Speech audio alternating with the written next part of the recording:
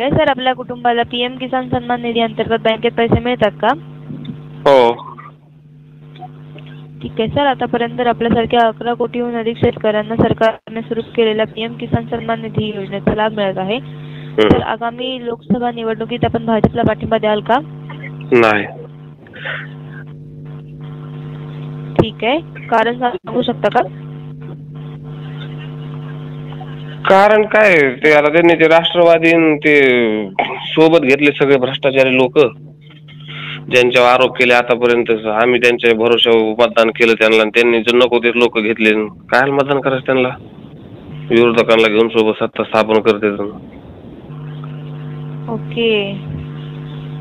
आतापर्यंत अजित पवारांना 70,000 कोटीचा घोटाळा म्हणून तुम्ही बोंबलत फिरलात आणि त्यांना अर्थमंत्री केलं. भोपाळमध्ये PM साहेबांनी त्यांना सांगितलं 70,000 कोटीचा घोटाळा जरा ह्यांच्याकडे बघावं लागेल, आणि तिसऱ्या दिवशी तुम्ही सरकारमध्ये अर्थमंत्री केलं त्यांना, आणि तुम्हाला मतदान करून काय करायचं आता?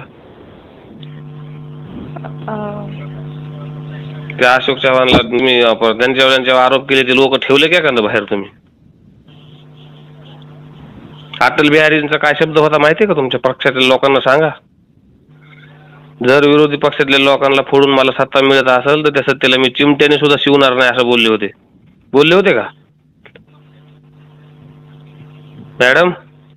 हा सर. आहेत का गेलात? आहेत ना सर. हा, काय म्हणले होते अटल बिहारी माहिती तुम्हाला? मला नाही माहिती सर. मी सांगतो ऐका. विरोधी पक्षातील लोकांना फोडून भ्रष्टाचारी लोकांना सोबत घेऊन जर मला सत्ता भेटत असेल तर मी तशा सत्तेला चिमट्याने सुद्धा शिवणार नाही म्हणले होते. आताची ही टोळी तर साऱ्या लबाडांना घेऊनच मंत्रिमंडळ झालंय. कुठं आमदारच एकमेकाला हाणतेत, कोणी कोणाला गोळ्याच हाणतंय, कुठं पोलीस स्टेशन मध्ये गोळ्या वार करतेत. सरकार चालवायची पद्धत आहे काही? ते बिहार बिल लाजायला लागला आता महाराष्ट्राला, आणि तुम्ही विचारता का मतदान नाही करणार भाजपला? का करावं तुम्ही मला कारण सांगा, मी तुम्हाला त्याचं उत्तर देतो. विचारा बरं तुम्ही मला मतदान का करावं, मी विचारतो तुम्हाला. आम्ही लोकांनी भाजपाला मतदान का करावं? आज 80% लोकांनी कापूस विकला 6,000 रुपयांनी, आणि आता सगळ्या शेतकऱ्याकडला कापूस जाऊन व्यापाऱ्याकडे जमा झाल्यावर तुम्ही आज त्याचा 8,000 भाव केला. 2013 मध्ये स्वतः देवेंद्र फडणवीस मोर्चा काढला होता 6,000 रुपये सोयाबीनला भाव मिळावा म्हणून. कधी? 2014ला पाशा पटेलच्या नेतृत्वाखाली. त्याची क्लिप आहे माझ्याकडे आणखी. आणि तुम्ही आज तुमचं सरकार आलं त्याच्यानंतर 10 वर्षांनी तर सोयाबीनला काय भाव देता? 4,000 रुपयाचा. आणि पुन्हा वरून म्हणता मतदान कशाला भाजपला मतदान का नाहीत करणार तुम्ही? कारण समजेल का? आहेत का उत्तर ह्याची तुमच्याकडे? 2013च्या एंडिंगला 2014च्या इलेक्शनच्या आधी एक यात्रा काढली होती पाशा पटेलच्या नेतृत्वाखाली देवेंद्र फडणवीसांनी, आणि त्याच्यामध्ये देवेंद्र फडणवीसांनी स्वतः भाव मागितला होता सोयाबीनला शेतकऱ्यांना 6,000 रुपये द्यावा. कधी? 2014ला. 2014ला तुम्ही जॉब करत होता का? नाही सर. 2014ला लोकांना नोकरीवाल्यांना जेवढा पगार होता तेव्हा आज पगार दुप्पट झाला. म्हणजे त्या टायमाला तुम्ही सोयाबीनला 6,000 भाव मागत होता, तो आज 12,000 पाहिजे होता तुमच्याच म्हणण्यानुसार, बरोबर? हा सर. आज काय भाव आहे सोयाबीनला? 4,000 रुपये भाव आहे सोयाबीनला. त्या शेतकऱ्यांनी मरायचं का? त्या मरायसाठी जर खायापुरते सुद्धा पैसे त्याला भेटणार त्यातून. कापसाला 6,000 आणि 7,000 रुपये सगळ्या शेतकऱ्याचा भाव. आता कापूस गेला जिनीवाल्यांकडे, व्यापाऱ्याकडे, मोठमोठ्या रिटेल स्टॉकिस्टकडे, आणि तुम्ही आता कापसाचा भाव वाढवता कशासाठी? ते स्टॉकिस्टचे घर भरायसाठी. शेतकरी तर मेला.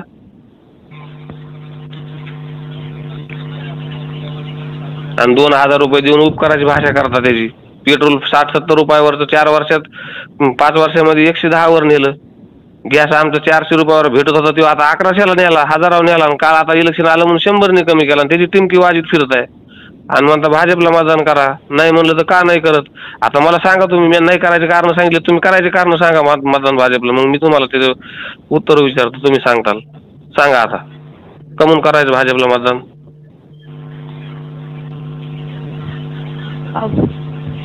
बोला की मॅडम. हा सर.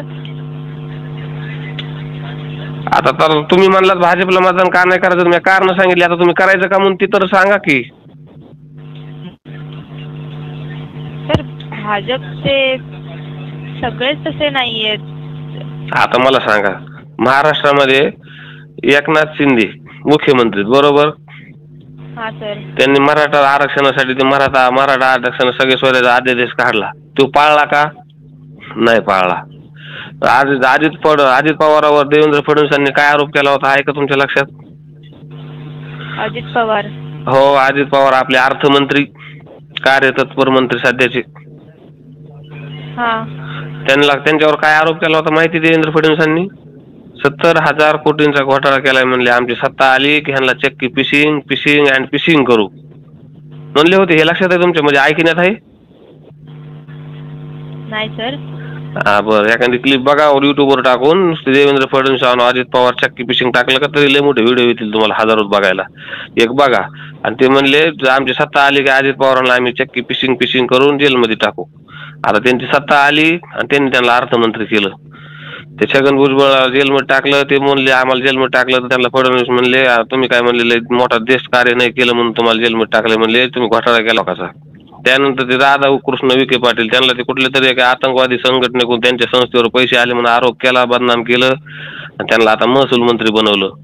ते अशोक चव्हाण त्यांना आदर्श घोटाळ्यामध्ये त्यांना बदनाम केलं, त्यांचे मुख्यमंत्री पदावरून राजीनामा द्यायला लावला, तुमच्याकडे घेतलं.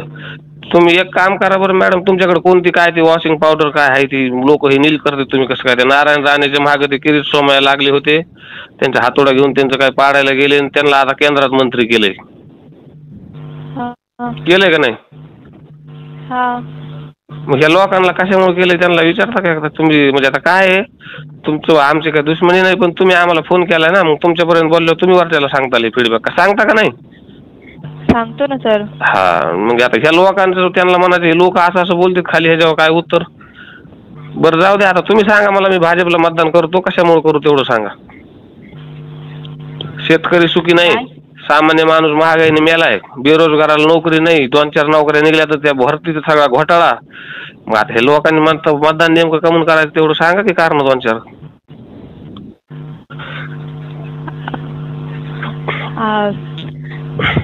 सांगा तुम्ही मला 2-4 कारण सांगा की ह्यामुळे मतदान करा भाजपला. आता मी नाही करायचे कारण सांगितलं, तुम्ही एकच सांगा ना मला कमून करायचं.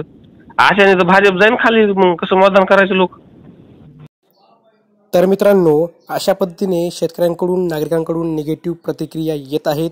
देशभरातील सर्व नागरिकांना अशा प्रकारचे कॉल येत आहेत भाजपा कार्यालयाकडून आणि बहुतांशी शेतकऱ्यांची नागरिकांची हीच प्रतिक्रिया आहे की आम्ही भाजपाला मतदान देणार नाही, कारण हे सरकार शेतकऱ्यांच्या गरजा भागवू शकत नाही. या बाबतीत हे सरकार कमी पडत आहे, हे नागरिकांची विशेषतः शेतकऱ्यांची भावना झालेली आहे.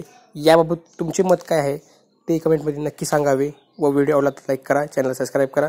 चला तर भेटूया दुसऱ्या व्हिडिओमध्ये. जय हिंद, जय महाराष्ट्र.